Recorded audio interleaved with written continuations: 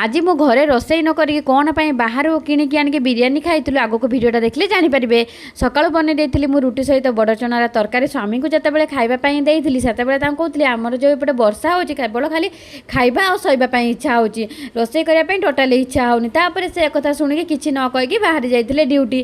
देखो आमर एपटे सकाल सकाल केते वर्षा हो गाधे आसिक बसी जाइए खावाई से भितर स्वामी फोन कर कहले आज रोसई करनी बिरियानी आनी खाइब। देखिपुर मोर केते भल स्वामी मन कथा ठीक बुझीपार सी। एक कथा शुणी सारा पर मोर मन बहुत खुशी होगा। खुशी सागर आम माँ झील दिज मजा कलु मस्ती कलु खाइलु शोलु।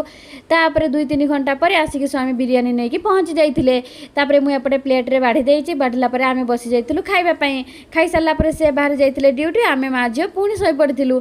शईक उठिला आम आउ थे इच्छा है कि पापड़ खावाई से मुझे पापड़ छांकी आनी छांकी आनिक आम बसी जाइलु खावाई। आज भिडियोटी भल लगे लाइक करेंगे कमेंट करेंगे और सब्सक्राइब करदे।